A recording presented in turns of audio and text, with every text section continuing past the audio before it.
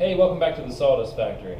It's been a while since I posted a video. Lots of other summer projects keeping me busy, including building a big walnut table for the dining room. And, of course, lots of other summer fun.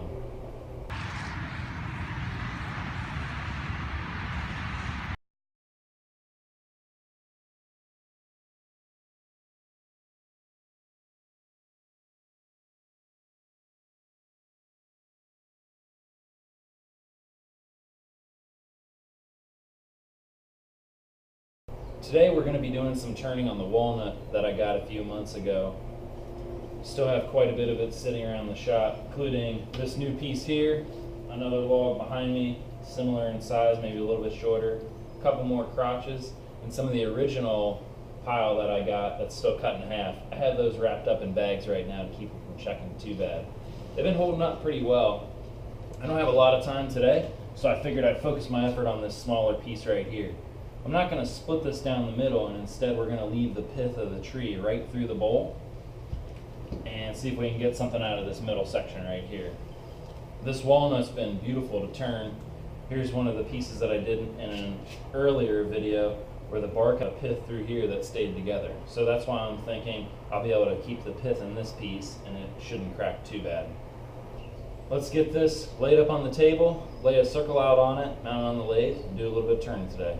Here, 12 by almost 12. So the middle of this bowl is right about here. I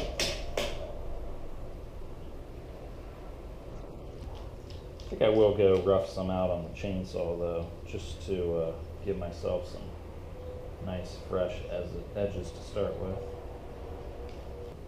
Okay. Here's what we got. I decided to go with a natural edge, or at least attempt to. At this spot I can kind of pick this way. If I cut it off, I can't pick. It's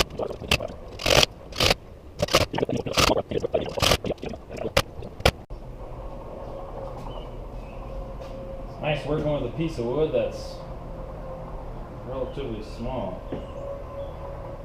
The last couple things I turned a couple months ago were monsters. 550 RPMs right there. It's really well balanced, so should be a nice turn. Okay, the sharpening job was a heck of a chore. Something must have moved on my grinder and I was way back here. I think I just changed the angle on the end of the gouge. I wonder if somebody bumped it.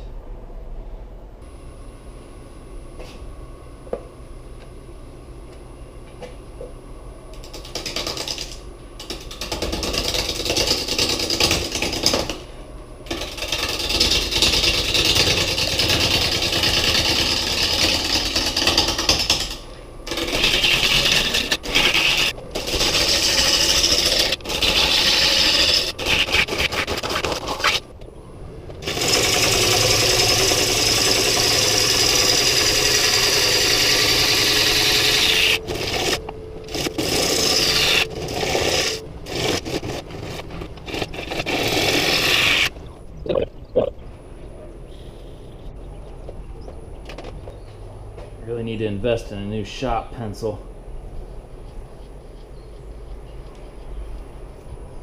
Yeah, that's got her.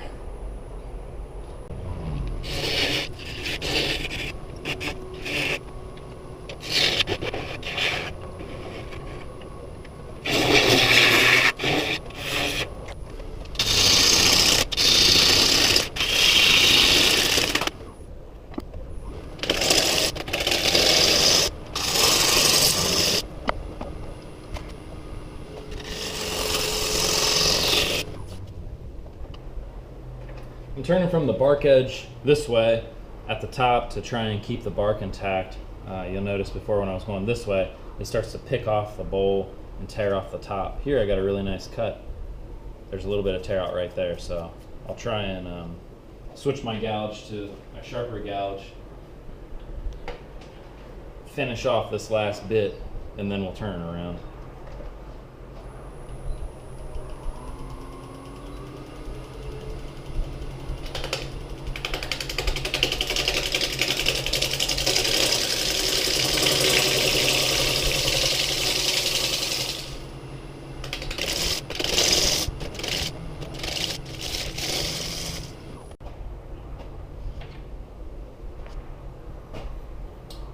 Okay, the bowl's turned around.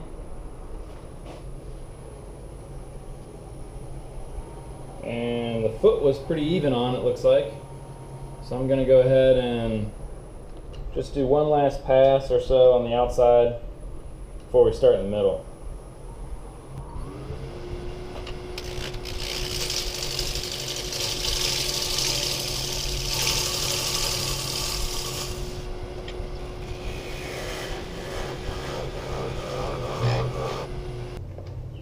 I think I got it. It definitely is right in the middle of the crotch. There's the two pieces. And this one comes up this way, and that one runs up that way. So the center piece was down here. All right, I'm gonna start hollowing it out. Okay, outside's done. Start hollowing out the inside.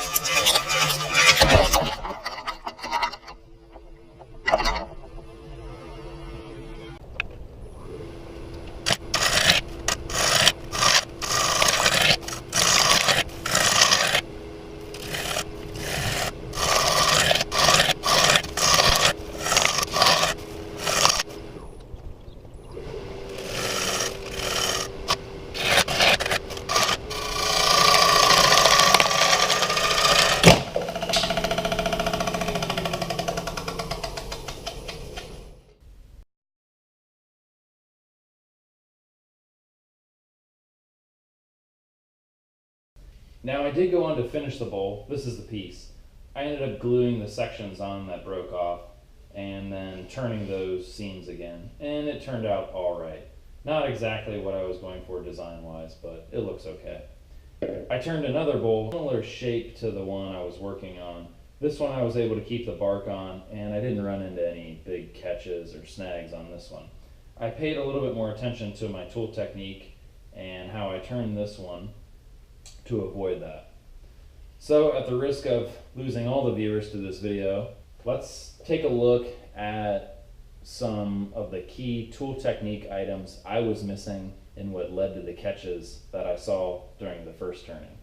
On the first catch, I think there were two issues. The first issue was the fact that I was riding the gouge and approaching a small shelf, and I think it ran into the wing of the gouge. That's ultimately what led to the catch. If I kind of set up the way that I think I was turning that last piece, one thing you noticed in the graphic I showed you was that the tool rest was about even with a line running from rim to rim. The tool was kind of out here, and I was coming into the inside of the bowl about like this, down to that point. Now, instead of stopping short of the bottom of the bowl, I think I brought the tool all the way in contact with it. What that does, when you bring this edge of the tool out here, the far wing, in contact, you take the tool and take a giant chunk of material out of the bottom of the bowl, if this is the bottom. And it also takes the tool and tries to roll it over like that. On the second catch, I had a giant piece of material in the middle of the bowl. I was cutting to that when I experienced the catch. You'll notice in the image I corrected the tool rest, and it's kind of about where I'm at right about here. So I think the tool rest was close enough to the work this time. However, during turning, looks like I was riding the bevel right along, cutting material, and then bang, right there. That is where I experienced the catch. So this wing of the tool right here caught the middle of that nub, and then subsequently rolled the tool over, took out a big hunk of material, and then bounced it around inside the bowl, and it ended up hitting the rim and breaking it off. One additional thing that I've kind of looked into and learned a little bit about since I had those big catches was the fact that I'm not really cutting the bottom of the bowl properly. So I'm riding the bevel kind of in this general plane of the tool rest, when in reality, to cut the bottom of the bowl, I should really be up a little bit higher from the center of the bowl, somewhere up in, I would say, about here. So you'll notice when I'm cutting here, to ride the bevel effectively, I have to have the handle of the tool way back here, right? So it kind of does two things. One, starts to put this into the wall of the bowl, depending on how deep it is. And then two, it moves the point of contact back over here for the gouge and the tool rest. If I rotate up and I cut higher above the bottom of the bowl, number one, it brings this side of the gouge out away from the bowl edge, so I can maintain that flat edge and not basically pull the bevel off the back side of the bowl. And number two, it brings the contact point back down here on the tool rest, more in line with the tool, and I don't have as much of it hanging over the tool rest. So that's really the proper way to cut the bottom of the bowl. Well, I hope you guys learn a little bit from my mistake. I do believe that proper tool technique is just as important as wearing a face shield while you're turning. Thanks for sticking around and watching. For other wood turning videos, check out my channel. If you like the video, give me a thumbs up or leave a comment. And as always, subscribe.